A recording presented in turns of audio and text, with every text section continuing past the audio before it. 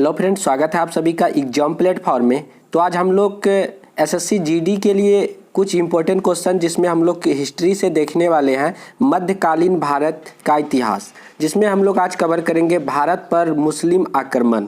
तो first time जो है मध्यकालीन भारत हम लोग इस वीडियो पे कवर करेंगे और भारत पर जो है मुस्लिम यानी कि अरबों का जो आक्रमण हुआ है इस पर आज हम लोग डिस्कस करने वाले हैं। तो सबसे पहले आप लोग एग्जाम प्लेटफॉर्म पे नए हैं तो आप लोग एग्जाम प्लेटफॉर्म को जरूर सब्सक्राइब कर ले। चलिए देखते हैं आज का फर्स्ट क्वेश्चन। भारत पर आक्रमण करने वाले प्रथम मुस्लिम आक्रमणकारी मूलतः कहाँ के निवासी थे? भारत पर तो आक्रमण किया है, सबसे पहले मुसलमान ने किया है। वह मुसलमान कहाँ के थे? मूलतः तो अरब के थे। तो अरब के कौन थे? अरबों के द्वारा ही भारत पर पहला आक्रमण किया गया था। तो पहला मुस्लिम आक्रमण जो कि अरब देश के अरबों के द्वारा किया गया था। और कहाँ पे किया गया था ये भी क्वेश्चन आता है, तो सिंध पर किया गया था। तो सिंध आपका राइट आंसर हो जाता है। कहाँ पे? तो सिंध पर। तो चलिए बढ़ते अगले क्वेश्चन की तरफ। तो अगला क्वेश्चन है आपका यहाँ पे, वर्ष 711 में भारत पर सर्वप्रथम मुस्लिम आक्रमण किसके नेतृत्व में किया गया था? तो उबैदुल्लाह इसका राइट आंसर हो जाएगा। फर्स्ट टाइम 711, हम लोग वैसे पढ़ते हैं कि 712 में जो है फर्स्ट टाइम अरबों ने सिंध पर आक्रमण किया था, यानी कि सिंध पे किया था। कब? 712 में। जब फर्स्ट टाइम 711 ईस्वी आएगा तो उस समय जो उसका नेतृत्व किया था तो उबैदुल्लाह इसका राइट आंसर हो जाएगा। उसके बाद देखिए आपका वही 712 वाला क्वेश्चन है जो कि बराबर एग्जाम में आता है कि 712 में जो है सबसे पहले कहाँ पे आक्रमण हुआ था? तो जो अरबवासी थे वह सिंध पर आक्रमण किया था, जहाँ की दाहिर का शासन था। यानी कि सिंध पर किसका शासन चल रहा था? तो दाहिर का शासन चल रहा था। बहुत ही ज़्यादा इंपॉर्टेंट क्वेश्चन है। देखिए यहाँ पे क्या है, वर्ष 712 में मोहम्मद बिन कासिम ने सिंध के राजा दाहिर को पराजित कर ठट्टा के समीप स्थित देवल बंदरगाह को अपने अधिकार में ले लिया। जो 712 में मोहम्मद बिन कासिम जो सिंध पे मतलब कि सिंध पे जो आक्रमण किया था तो उस टाइम में सिंध के राजा कौन थे? यही दाहिर जो सिंध के कौन थे? राजा थे। और दाहिर को पूरी तरह से क्या कर दिया था? पराजित कर दिया था। यहाँ से क्वेश्चन बनते हैं। उसके बाद है आपका क्वेश्चन, सिंध के क्षेत्र में मोहम्मद बिन कासिम ने अंतिम विजय किस नगर पर प्राप्त की? तो इसका राइट आंसर हो जाएगा मुल्तान, यानी कि स्वर्ण नगरी पर इन्होंने अंतिम विजय प्राप्त किया था। उसके बाद है आपका अगला क्वेश्चन, भारत में जजिया कर लगाने वाला प्रथम शासक कौन था? यदि आपसे पूछा जाए कि भारत में जो जजिया कर लगाया था तो पहली बार कौन लगाया था? तो मोहम्मद बिन कासिम इसका राइट आंसर होगा। तो ये क्वेश्चन जो है एग्जाम में आया हुआ भी है। उसके बाद अगला क्वेश्चन आपका, सिंध क्षेत्र में, बहुत ही ज़्यादा इंपॉर्टेंट है, सिंध क्षेत्र में अरबों द्वारा किसका प्रचलन प्रारंभ किया गया? तो सिंध के क्षेत्र में जो पहला आक्रमण किया था अरब लोग, कब? 712 ईस्वी में। तो उस समय जो अरबवासी के द्वारा जो था, अरब लोगों के द्वारा किस चीज़ का प्रचलन किया गया था? तो ऊँट तथा खजूर की खेती का प्रचलन किया गया था अरबवासी के द्वारा। उसके बाद है आपका, अरबों के पश्चात यानी कि अरब लोग जो आक्रमण किया था भारत में, उसके बाद भारत में किन विदेशी आक्रमणकारियों का आगमन हुआ? यानी कि अरब के बाद भारत में किसने आक्रमण किया? तो तुर्कों ने किया। यानी कि तुर्की लोग ने भारत पर आक्रमण किया था। किसके बाद? अरब के बाद, यानी कि अरबों के बाद।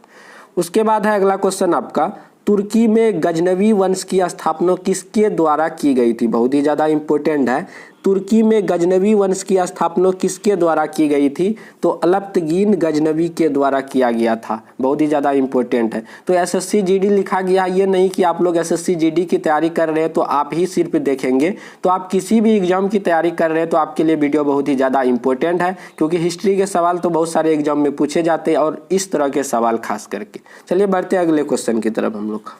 भारत पर प्रथम तुर्की आक्रमण किसके द्वारा किया गया? तो सुबक्तगीन गजनवी के द्वारा प्रथम बार जो है तुर्की आक्रमण किया गया। उसके बाद है वर्ष 712 में, बहुत ही ज़्यादा इंपॉर्टेंट है, वर्ष 712 में भारत पर सर्वप्रथम सफल मुस्लिम आक्रमण करने वाला कौन था? तो मोहम्मद बिन कासिम इसका राइट आंसर हो जाएगा। उसके बाद है आपका सुबक्तगीन गजनी ने अपने आक्रमण के दौरान पश्चिमोत्तर भारत के किस हिंदू शाही शासक को पराजित किया? तो जयपाल। तो जयपाल इसका क्या हो जाएगा, राइट आंसर हो जाएगा। उसके बाद है आपका अगला क्वेश्चन, महमूद गजनवी द्वारा वर्ष 1025 में सोमनाथ मंदिर पर किए गए आक्रमण। ये क्वेश्चन बहुत ही ज़्यादा इंपॉर्टेंट है कि महमूद गजनवी जो सोमनाथ मंदिर जो कि गुजरात में है, तो उस पर जो आक्रमण किया था कब किया था, तो 1025 ईस्वी में किया था, जो कि गुजरात पे है। तो वहाँ पर जो किया था मतलब कि आक्रमण, तो वहाँ के शासन यानी कि शासक कौन था, तो भीम प्रथम इसका राइट आंसर हो जाएगा। भीम प्रथम का वहाँ पे क्या था, शासन चल रहा था। उसके बाद है आपका महमूद गजनवी का पहला आक्रमण 1000 ईस्वी में हुआ है, बहुत ही ज़्यादा इंपॉर्टेंट है। महमूद गजनवी का जो है पहला आक्रमण 1000 ईस्वी में, उसके बाद दूसरा आक्रमण हुआ आपका 1001 ईस्वी में हुआ इसका दूसरा आक्रमण, जो कि शाही राजा जयपाल के विरुद्ध किया था और जयपाल को पूरी तरह से क्या कर दिया था, इन्होंने पराजित कर दिया था, पराजय हो गया था किसका, जयपाल का। तो इस तरह से 1000 ईस्वी में पहला आक्रमण, 1001 ईस्वी में दूसरा आक्रमण, और सोमनाथ मंदिर पर 1025 में आक्रमण किया था। उसके बाद अगला क्वेश्चन आपका, महमूद गजनवी का सबसे चर्चित आक्रमण 1025 ईस्वी में सोमनाथ मंदिर पर हुआ था। तो इसका सबसे चर्चित आक्रमण 1025 ईस्वी को माना जाता है। उसके बाद है महमूद गजनवी का अंतिम भारतीय आक्रमण जो था 1027 ईस्वी में जाटों के विरुद्ध हुआ था।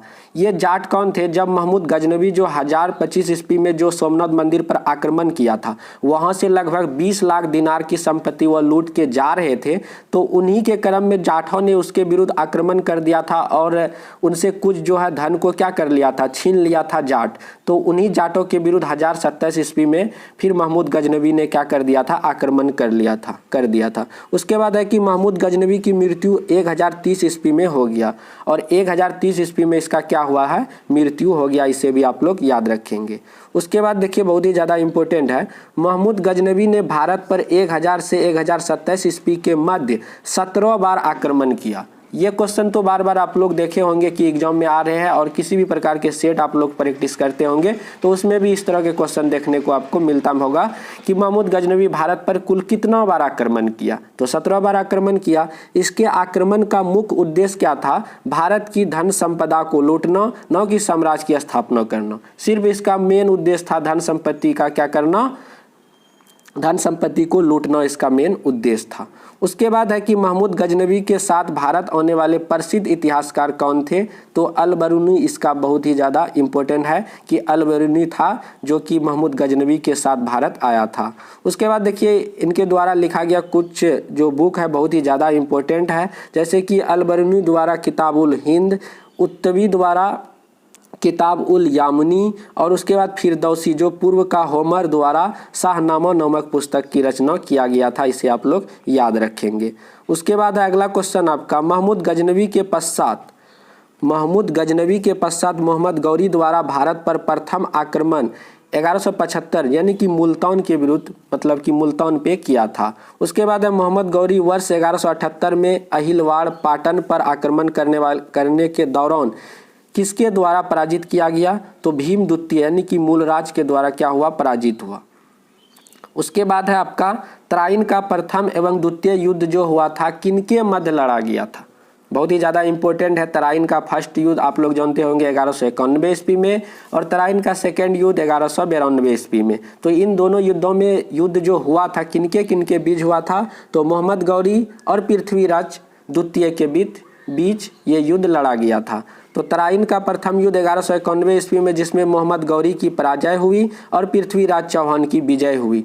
और जब तराइन का सेकेंड युद्ध होता है, तो तराइन के प्रथम युद्ध में पृथ्वीराज चौहान का सेनापति कौन था, तो अस्कंद था। ये बहुत ही ज़्यादा इंपॉर्टेंट है। तो तराइन के प्रथम युद्ध में पृथ्वीराज चौहान का जो सेनापति था अस्कंद था, और तराइन का द्वितीय युद्ध 1192 ईस्वी में लड़ा गया, तो मोहम्मद गौरी का विजय हुआ।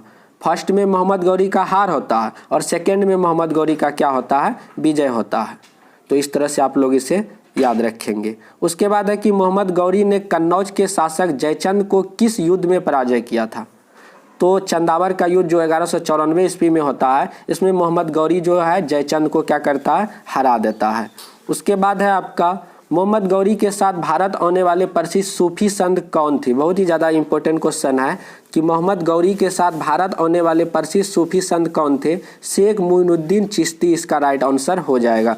उसके बाद सिक्कों पर देवी लक्ष्मी की आकृति किस मुस्लिम शासक के द्वारा बनाई गई थी? तो मोहम्मद गौरी इसका राइट आंसर हो जाएगा।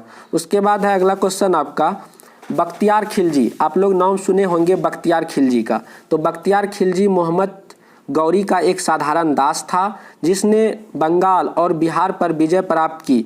इसने अपने आक्रमण के दौरान नालंदा विक्रमशिला विश्वविद्यालय को नष्ट कर दिया था। ये बहुत ही ज़्यादा इम्पोर्टेंट है कि नालंदा विश्वविद्यालय जो है, नालंदा विश्वविद्यालय को किसने नष्ट किया था? तो बख्तियार खिलजी ने क्या कर दिया था? नष्ट कर दिया था। उसके बाद है आपका अगला क्वेश्चन मोहम्मद गौरी का पहला आक्रमण 1175 ईस्वी में मुल्तान के विरुद्ध किया था। यहाँ पे टाइपिंग पे मिस्टेक है, तो पहला आक्रमण 1175 मुल्तान के विरुद्ध हुआ। उसके बाद मोहम्मद गौरी का जो है दूसरा आक्रमण 1178 पाटन गुजरात पर किया, जहाँ के शासक भीम द्वितीय को बुरी तरह क्या कर दिया? परास्त किया। उसके बाद है मोहम्मद गौरी का हत्या 15 मार्च 1178 को कर दिया गया था। तो इसका जो हत्या है 15 मार्च 1178। और मोहम्मद गौरी की मृत्यु के पश्चात उसके साम्राज्य पर किन 3 गुलाम द्वारा नियंत्रण स्थापित किया गया? जब मोहम्मद गौरी का जो है 1178 में मृत्यु हो जाता है तो उनके पश्चात उसके साम्राज्य पर किन 3 गुलामों द्वारा नियंत्रण स्थापित किया गया है? तो आपका पहला हो गया यालदौज, दूसरा हो गया कुबाचा, तीसरा कुतुबुद्दीन ऐबक। तो इस तरह से हम लोग आज मध्यकालीन भारत का जो इतिहास, भारत पर मुस्लिम आक्रमण यानी कि अरबों का आक्रमण के बारे में हम लोग आज इस वीडियो पे पढ़े। तो आप लोगों को वीडियो पसंद आया होगा तो वीडियो को लाइक कर दें और अपने फ्रेंडों को शेयर करें। मिलते हैं हम लोग अगले वीडियो पे। जय हिंद, जय भारत।